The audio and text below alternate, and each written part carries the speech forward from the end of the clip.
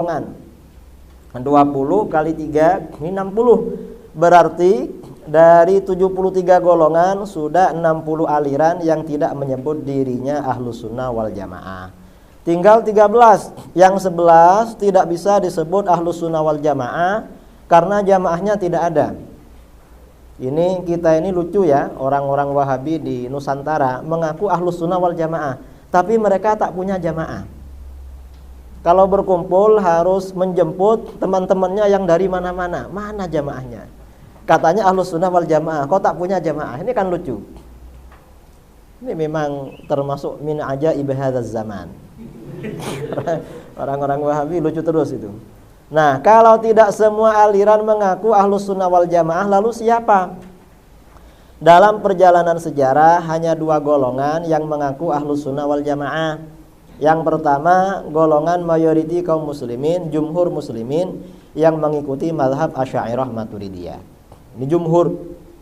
Prosentasenya berapa? Ini kata para ulama 90%. 90%. Umat Islam Ahlus Sunnah wal Jamaah dulu, entah sekarang apa masih 90% itu. Tapi insyaallah masih 90%. Kemudian yang kedua, kelompok minoriti yang mengikuti paradigma pemikiran Syekh Ibnu Taimiyah. Sekarang ini kita kenal dengan nama Wahabi atau Salafi. Jadi yang mengaku Ahlus Sunnah wal Jamaah ya 2 golongan ini. Karenanya kalau kita dengar ceramah pidato ya di radio, di televisi, di YouTube, tulisan di internet, buku, kitab, ada tajuk Ahlus Sunnah wal Jamaah. Kalau bukan kita Asy'ariyah berarti Wahabi. Kalau bukan Wahabi ya kita Asy'ariyah. Ya karena 2 orang ini yang mengaku Ahlus Sunnah wal Jamaah. Ya namanya mengaku ya terserahlah cuma mengaku. Tapi yang penting kita tidak mengakui mereka. Menurut kita ya bukan. Tapi saya Ahlus Sunnah, ya sudah kamu aku tidak apa-apa, itu hak kamu. Tapi saya tidak mengakui itu. Tidak menerima. Nah, ini memang urusan pengakuan.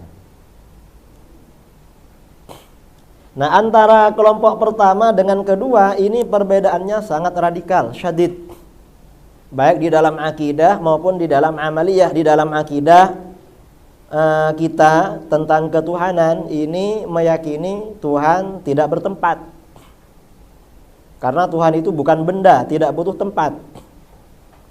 Tapi kalau kata Wahabi, Tuhan bertempat, tempatnya di langit. Yang mengingkari Tuhan bertempat di arsy atau di langit kafir.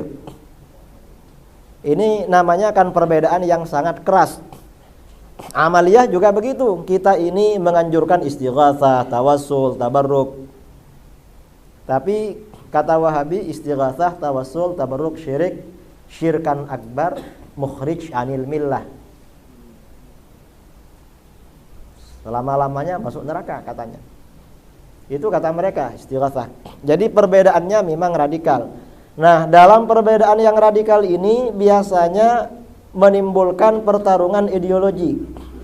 Jadi pasti ada perdebatan, ada munazarat, ya, ada polemik dan lain sebagainya. Dalam sebuah pertarungan sudah pasti ada yang menang dan ada yang kalah. Pertanyaannya, siapa pemenang dalam pertarungan ideologi tersebut? Pertanyaannya. Ya jelas, dalam pertarungan ideologi antara jumhur muslimin Asy'ariyah Maturidiyah melawan kelompok minoriti pengikut mazhab Ibnu Taimiyah atau Wahabi selalu dimenangkan oleh Asy'ariyah Maturidiyah. Kalau ada pertarungan, cuma mereka tidak mau bertarung. Mereka biasanya tidak mau, kecuali kalau terpaksa. Tapi kalau mereka ini berdakwah, ceramah di tempat-tempat yang tidak ada orang alim, mereka menyalahkan orang. Bid'ah, syirik. Tapi kalau kita hadapi, sudahlah, tidak usah bertarung, kita sama-sama muslim, bersaudara. Kita ini sama-sama Ahlus Sunnah. Jadi kalau mereka ketemu kita, mengakui kita Ahlus Sunnah. Kalau tidak ada kita, bukan ahli bid'ah. Ahli bid'ah, Jahmiyah, Sufiyah, Kuburiyah, dan lain semacamnya. Itu mereka. Tapi kalau ketemu, takut.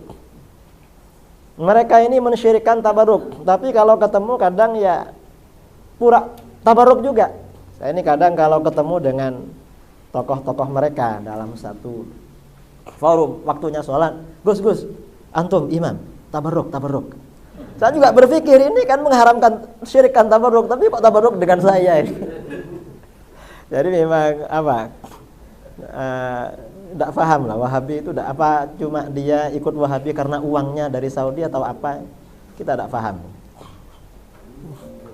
Nah, mengapa kita ini selalu menjadi pemenang? Karena konsep-konsep akidah Asy'ariyah Maturidiyah memiliki dalil-dalil yang kuat, baik Al-Qur'an, hadis maupun dalil-dalil akliyah. Jadi adillah kita ini luar biasa kuatnya, sangat kuat. Karenanya kita ini kalau diajak munazarah, diajak berdebat dengan mereka selalu siap. Karena dalil kita kuat. Kalau mereka biasanya tidak siap. Kalau siap, ada kalanya ya mereka pura-pura atau terpaksa. Mungkin sebagian jamaah ya, ada yang tahu saya munazarah dengan Wahabi di Batam, dengan Ustadz Firanda yang sekarang sedang diundang ke Kelantan. Jadi karena Aswaja ngundang saya, Wahabis ini ngundang Firanda. Karena dianggap dulu sebelum bertemu di Batam bulan 12, 3 bulan sebelumnya mereka tidak berani ketemu saya. Pada bulan Ramadan tahun sebelumnya direncanakan ada munazarah ke televisi Wahabi di Bekasi, Jakarta. Karena ceramahnya sering membid'ah-bid'ahkan. Akhirnya kita kirim surat, mereka tidak segera balas, dipaksa-paksa akhirnya balas, siap munazarah awal bulan 10. Begitu bulan 10 sudah hampir, dari pihak kita minta tanggal berapa munazarahnya. Ternyata kata mereka, kata TV Wahabi, enggak, kita tidak jadi munazarah, ustadz-ustadz gak ada yang siap. Loh kenapa? Katanya siap. Lah ini yang dari Aswaja Jakarta bukan orang Jakarta pembicaranya. Loh dari mana? Dari Jawa Timur, Kiai Idrus. Jadi tidak mau karena saya katanya. Loh kenapa? Kalau Kiai Idrus, dia itu suka ngiyel kalau munazarah. Artinya jawab terus. Jadi tidak pernah diem. Jadi munazarah dengan mereka itu boleh, tapi harus diem. Tidak boleh jawab. Akhirnya tidak jadi. Lalu terjadi munazarah di Batam dan itu tidak sengaja.